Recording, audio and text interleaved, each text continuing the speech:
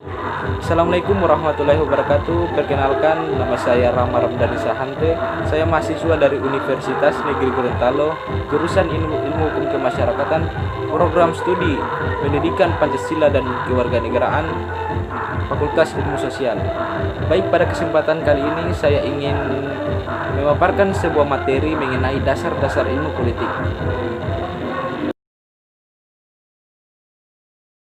Baik, pada materi kali ini ada 4 poin. Yang pertama yaitu sifat, arti, dan hubungan ilmu politik dengan ilmu pengetahuan lainnya. Baik, pada poin yang pertama ada perkembangan dan definisi ilmu politik. Apabila ilmu politik dipandang semata-mata sebagai salah satu cabang dari ilmu-ilmu sosial yang memiliki dasar, kerangka fokus, dan ruang lingkup yang jelas, maka dapat dikatakan bahwa ilmu politik masih muda usianya karena baru lahir pada akhir abad ke-19. Pada tahap itu, ilmu politik berkembang secara pesat, berdampingan dengan cabang-cabang ilmu sosial lainnya seperti sosiologi, antropologi, ekonomi, dan psikologi. Dan dalam perkembangan ini mereka saling memengaruhi. Akan tetapi apabila ilmu politik ditinjau dalam rangka yang lebih luas, yaitu sebagai pembahasan secara rasional dari berbagai aspek negara dan kehidupan politik, maka ilmu politik dapat dikatakan jauh lebih tua pada umumnya. Bahkan ia sering dinamakan ilmu sosial yang tertua di dunia. Pada taraf perkembangan itu, ilmu politik banyak bersandar pada sejarah dan filsafat. Di Yunani kuno misalnya, pemikiran mengenai negara sudah dimulai pada tahun 450 sebelum Masehi. Seperti terbukti dalam karya-karya ahli sejarah Herodotus atau filsuf-filsuf seperti Plato dan Aristoteles dan sebagainya. Di Asia ada beberapa pusat kebudayaan, antara lain India dan Cina, yang telah mewariskan sebagai tulisan politik yang bermutu. Tulisan-tulisan dari India terkumpul antara lain dalam kesusastraan Dharmasastra dan Atrasastra yang berasal dari masa kira-kira 500 sebelum Masehi.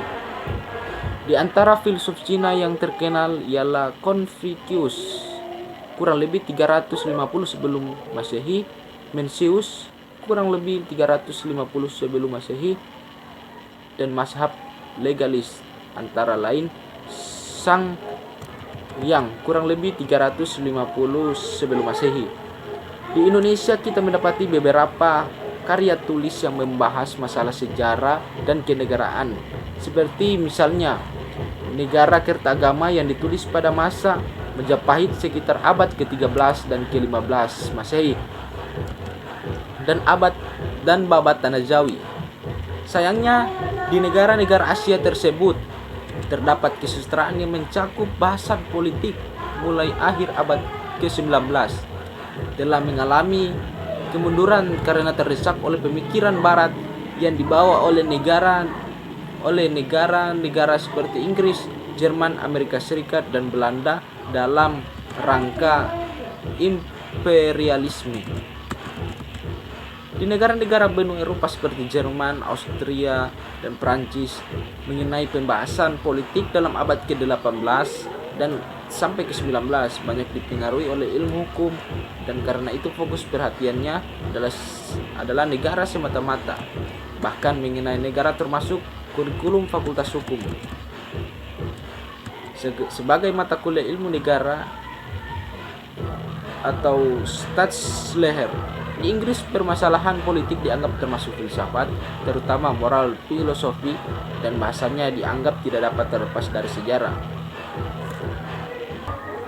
Baik, selanjutnya ilmu politik sebagai ilmu pengetahuan. Ada kalanya dipersoalkan apakah ilmu politik merupakan suatu ilmu pengetahuan atau tidak, dan disangsikan apakah ilmu politik memenuhi syarat sebagai ilmu pengetahuan. Soal ini menimbulkan pertanyaan, apakah yang dinamakan ilmu pengetahuan itu karakteristik ilmu pengetahuan ialah tantangan untuk menguji hipotesis melalui eksperimen yang dapat dilakukan dalam keadaan terkontrol, misalnya laboratorium. Berdasarkan eksperimen-eksperimen itu, ilmu-ilmu eksakta dapat menemukan hukum-hukum yang dapat diuji kebenarannya. Jika definisi ini dipakai sebagai patokan, maka ilmu politik serta ilmu-ilmu sosial lainnya belum memenuhi syarat, karena sampai sekarang belum ditemukan hukum-hukum ilmiah seperti itu. Karena sampai sekarang belum ditemukan hukum-hukum seperti itu. Mengapa demikian? Oleh karena yang diteliti adalah manusia, dan manusia itu adalah makhluk yang memiliki kreatif, yang selalu menemukan akal baru yang belum pernah diramalkan dan malahan tidak dapat diramalkan. Lagi pula manusia itu sangat kompleks dan perilakunya tidak selalu didasarkan atas pertimbangan rasional dan logis, sehingga mempersukar usaha untuk mengadakan perhitungan serta proyeksi untuk masa depan. Kemudian kita masuk pada definisi ilmu politik. Ilmu politik adalah ilmu mempelajari politik atau politics atau kepolitikan. Politik adalah suatu menggapai kehidupan yang baik. Di Indonesia kita teringat pepatah Gemaripa Lojinawi, orang Yunani kuno terutama Plato dan Aristoteles menamakannya sebagai endaimonia atau the good life. Mengapa politik dalam arti ini begitu penting? Karena sejak dahulu kala masyarakat mengatur kehidupan kolektif dan dengan baik, mengingat masyarakat sering menghadapi terbatasnya sumber alam, atau perlu dicari satu cara distribusi sumber daya agar semua warga merasa bahagia dan puas. Ini adalah politik. Bagaimana caranya mencapai tujuan yang mulia itu? Usaha itu dapat dicapai dengan berbagai cara yang kadang-kadang bertentangan satu dengan lainnya. Akan tetapi, semua pengamat setuju bahwa tujuan itu hanya dapat dicapai jika memiliki kekuasaan suatu wilayah tertentu, negara atau sistem politik. Kekuasaan itu perlu dijabarkan dalam keputusan mengenai kebijakan yang menentukan pembagian atau alokasi dari sumber daya yang ada. Para sarjana politik cenderung untuk menekankan salah satu saja dari konsep-konsep ini, akan tetapi selalu sadar akan pentingnya konsep-konsep lainnya. Dengan demikian, kita sampai pada kesimpulan bahwa politik dalam suatu negara berkaitan dengan masalah kekuasaan atau power, mengambil keputusan, decision making, kebijakan politik, dan alokasi atau distribusi. Jika dianggap bahwa ilmu politik mempelajari politik, maka perlu kiranya dibahas dulu istilah politik itu. Pemikiran mengenai politik di dunia barat yang dipengaruhi oleh filsuf Yunani kuno abad ke-5 sebelum Masehi. Filsuf seperti Plato dan Aristoteles menganggap politik sebagai suatu usaha untuk mencapai masyarakat politik yang terbaik. Di dalam politik semacam itu, manusia akan hidup bahagia karena memiliki peluang untuk mengembangkan bakat, bergaul, dan rasa kemasyarakatan yang akrab, dan kehidupan dalam suasana moralitas yang tinggi. Dan hidup dalam suasana moralitas yang tinggi, pandangan normatif ini berlangsung sampai abad ke-19. Dewasa ini definisi mengenai politik yang sangat normatif itu telah terdesak oleh definisi-definisi lain yang menekankan pada upaya mens untuk mencapai masyarakat yang lebih baik, seperti kekuasaan, pembuatan keputusan, kebijakan, alokasi nilai, dan sebagainya. Singkatnya, politik adalah perebutan kuasa, tahta, dan harta. Di bawah ini ada dua sarjana yang menguraikan definisi politik yang berkaitan dengan masalah konflik dan konsensus. Yang pertama menurut Roch Hague et al. Politik adalah kegiatan menyangkut cara bagaimana kelompok-kelompok mencapai keputusan-keputusan yang bersifat kolektif dan mengikat melalui usaha untuk mendamaikan perbedaan-perbedaan di antara anggota-anggotanya. Kemudian yang kedua menurut Andrew Haywood, politik adalah kegiatan suatu bangsa yang bertujuan untuk mempertahankan dan mengamandemen peraturan-peraturan umum yang mengatur kehidupannya, yang berarti tidak dapat terlepas dari gejala konflik dan kerjasama. Di samping itu ada definisi lain bersifat pragmatis, berbeda-beda dalam definisi yang kita jumpai disebabkan oleh karena setiap sarjana meneropong hanya satu aspek atau unsur dari politik. Unsur ini diperlukan sebagai konsep pokok yang akan dipakainya untuk meneropong unsur lain. Dari uraian di atas dapat kita simpulkan bahwa konsep-konsep pokok itu adalah pertama, negara, kekuasaan, pengambilan keputusan, kebijakan, dan pembagian. Kemudian selanjutnya kita masuk pada bidang-bidang ilmu politik. Dalam Contemporary Political Science terbitan UNESCO tahun 1950, ilmu politik dibagi dalam 4 bidang. Yang pertama, teori politik. Ada teori politik, sejarah perkembangan ide-ide politik. Kemudian yang kedua, lembaga-lembaga politik. Di dalamnya ada undang-undang dasar, pemerintah nasional, pemerintah daerah dan lokal, fungsi ekonomi dan sosial dari pemerintah, perbandingan lembaga-lembaga politik.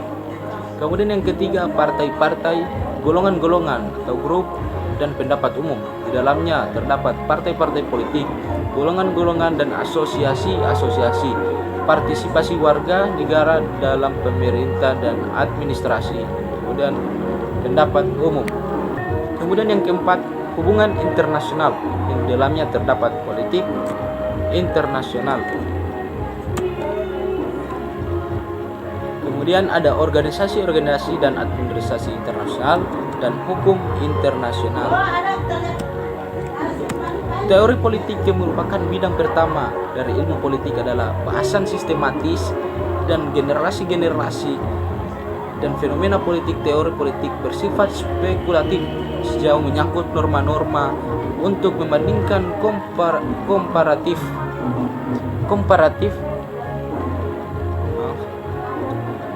atau berdasarkan logika. Kemudian selanjutnya kita membahas mengenai hubungan ilmu politik dengan ilmu pengetahuan lain. Kemudian di dalam hubungan ilmu politik dengan ilmu pengetahuan lain ada satu poin, yaitu mengenai sejarah. Seperti diterangkan di atas, sejak dahulu kala ilmu politik erat hubungannya dengan sejarah dan filsafat. Sejarah merupakan alat yang paling penting bagi ilmu politik, oleh karena itu menyumbang bahan, yaitu data dan fakta dari masa lampau untuk diolah lebih lanjut. Perbedaan-perbedaan pandangan antara ahli sejarah dan sarjana ilmu politik ialah bahwa ahli sejarah selalu meneropong masa yang lampau dan inilah yang menjadi tujuannya. Sedangkan sarjana ilmu politik biasanya lebih melihat ke depan. Bahan mentah yang disajikan oleh ahli sejarah, teristimewa sejarah kontemporer, oleh sarjana ilmu politik hanya dipakai untuk menemukan pola-pola ulangan yang dapat membantu untuk menentukan suatu proyeksi masa depan. Untuk kita di Indonesia, mempelajari sejarah dunia dan sejarah Indonesia khususnya merupakan suatu keharusan. Sejarah kita pelajari dan ditarik pelajarannya agar dalam menyusun masa depannya kita tidak terbentur pada kesalahan-kesalahan yang sama. Kemudian hubungan ilmu politik dengan ilmu-ilmu sosial lain. Hubungan ilmu politik tidak hanya terbatas pada sejarah dan filsafat, tetapi juga meliputi ilmu-ilmu sosial lainnya. Ilmu politik merupakan salah satu kelompok besar ilmu sosial dan erat sekali hubungannya dengan anggota-anggota kelompok lainnya seperti sosiologi, antropologi, ilmu hukum, ekonomi, psikologi sosial, dan ilmu bumi sosial lainnya. Semua ilmu sosial mempunyai objek penyelidikan yang sama, yaitu manusia sebagai anggota kelompok. Mereka mempelajari tingkah laku manusia cara manusia hidup seperti serta bekerja sama. Cara penglihatan ini berdasarkan gagasan bahwa manusia itu tidak dapat hidup sendiri, tetapi selalu hidup dalam suatu komunitas. Gagasan bahwa secara mutlak manusia merupakan anggota kelompok bukanlah penemuan baru, karena sejak kira-kira tahun 400 sebelum Masehi, filsuf Yunani Aristoteles berkata bahwa manusia merupakan zoon politikun atau makhluk sosial atau makhluk politik, dan bahwa manusia yang hidup tersendiri adalah dewa atau binatang. Kemudian kita masuk pada poin kedua atau bab yang kedua, yaitu mengenai konsep-konsep politik. Baik, yang pertama ada teori politik. Teori adalah generalisasi yang abstrak mengenai beberapa fenomena dalam menyusun generalisasi. Teori selalu memakai konsep-konsep atau konsep lahir dalam pikiran manusia dan karena itu bersifat abstrak, sekalipun fakta-fakta dipakai sebagai batu atau loncatan. Kemudian konsep adalah unsur yang penting dalam usaha kita untuk mengerti dunia sekeliling. Mengerti itu hanya dapat dicapai melalui pikiran kita. Konsep adalah konstruksi mental, suatu ide yang abstrak yang menunjuk pada beberapa fenomena atau karakteristik dengan sifat yang spesifik yang dimiliki oleh fenomena itu. Jadi, konsep adalah abstraksi dari atau mencerminkan persepsi-persepsi mengenai realitas. Atas dasar konsep-konsep atau seperangkat konsep dapat disusun atau dirumuskan generalisasi. Biasanya konsep dirumuskan dalam satu atau dua kata. Kemudian di dalam konsep-konsep ilmu politik, di dalamnya terdapat masyarakat. Masyarakat adalah keseluruhan antara hubungan-hubungan antar manusia. Robert M. Clifford mengatakan, masyarakat adalah suatu sistem hubungan-hubungan yang didata. Biasanya anggota-anggota masyarakat menghuni suatu wilayah geografis yang mempunyai kebudayaan dan lembaga-lembaga yang kira-kira sama. Masyarakat dapat menunjuk pada masyarakat kecil, misalnya masyarakat kelompok etnis, misalnya di Indonesia ada etnis Batak di Sumatera Utara, atau suatu masyarakat yang lebih luas seperti masyarakat Indonesia. Dalam masyarakat seperti ini, anggota masyarakat dapat berinteraksi satu sama lain karena faktor budaya dan faktor agama atau etnis. Baik, kemudian ada konsep kekuasaan. Di antara konsep politik yang banyak dibahas adalah kekuasaan. Hal ini tidak menyeramkan sebab konsep ini sangat krusial dalam ilmu sosial pada umumnya dan dalam ilmu politik khususnya. Malahan pada suatu ketika politik dianggap identik dengan kekuasaan, telah muncul begitu banyak definisi lain sehingga beberapa ahli seperti W. Connolly tahun 1983 dan S. Lucas 1974 menganggap kekuasaan sebagai suatu konsep yang dipertentangkan, yang artinya merupakan hal yang tidak dapat dicapai suatu konsensus. Oke, kita masuk pada poin yang ketiga, yaitu atau bab ketiga mengenai berbagai pendekatan dalam ilmu politik.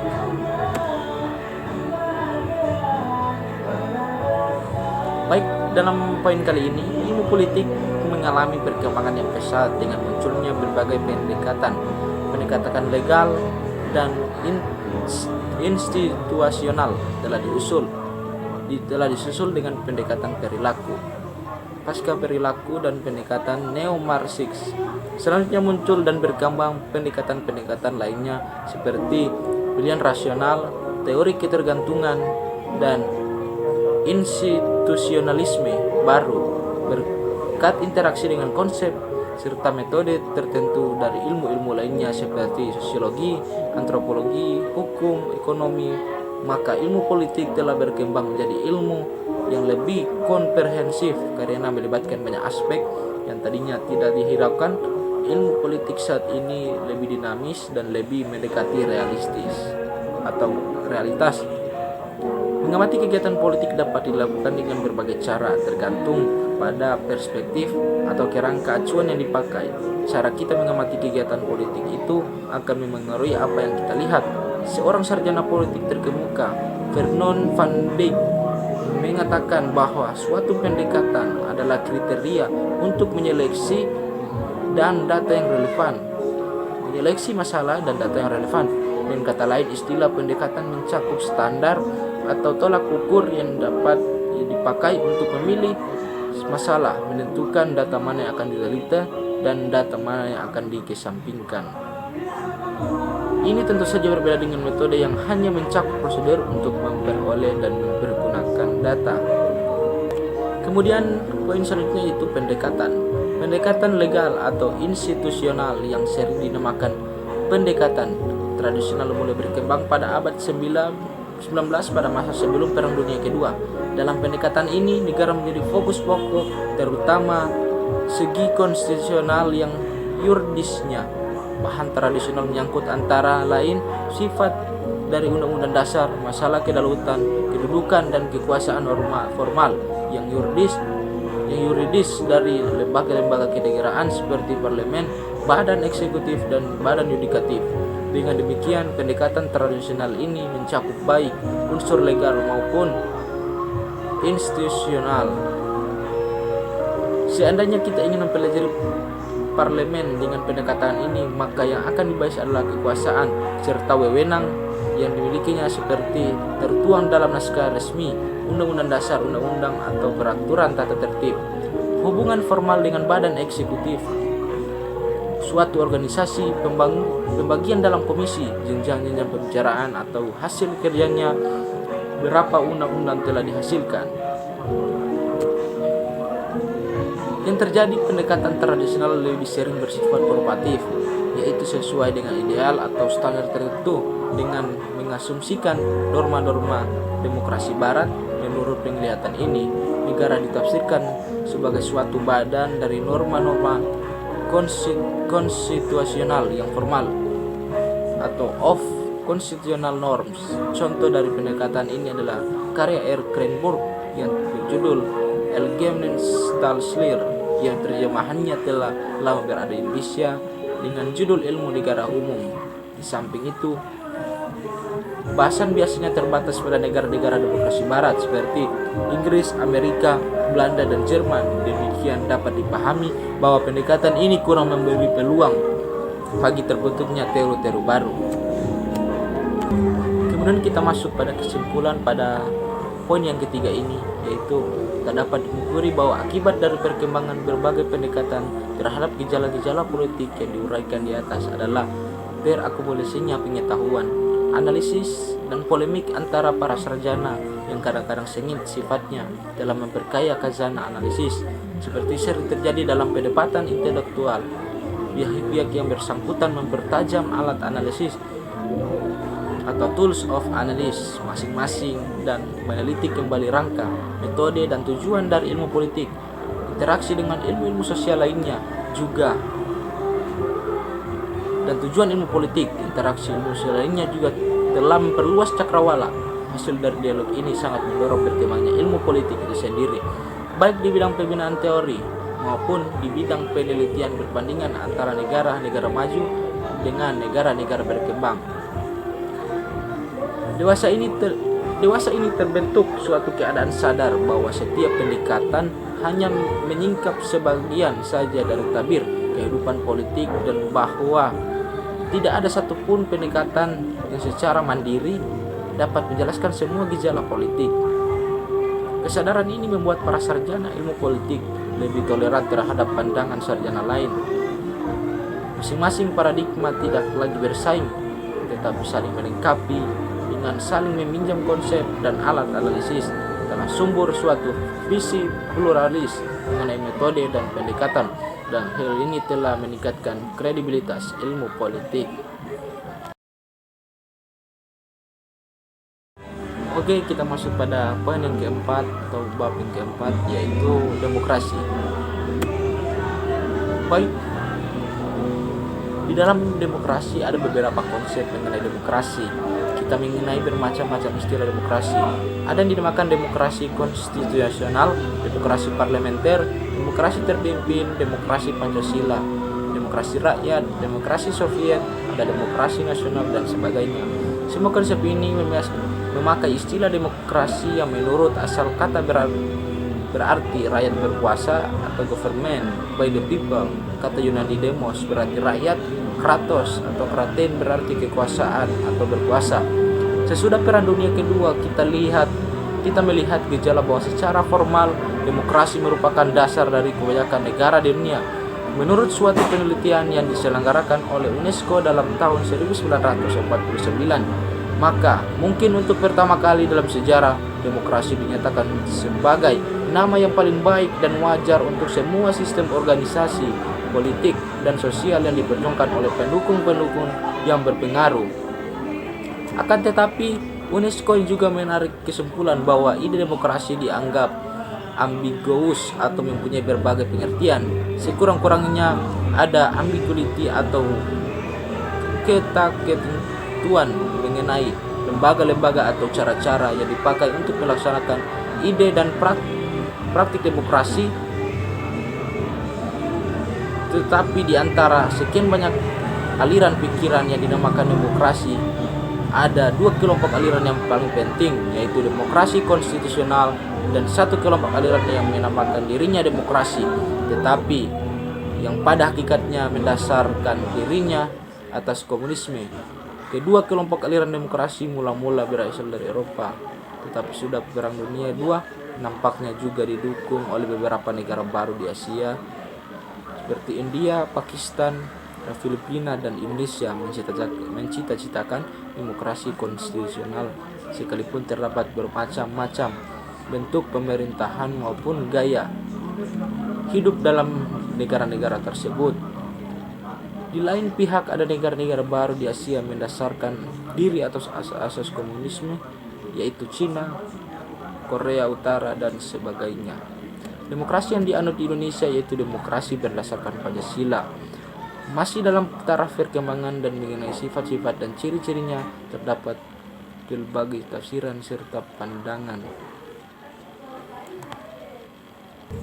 Baik, kemudian ada demokrasi konstitusional.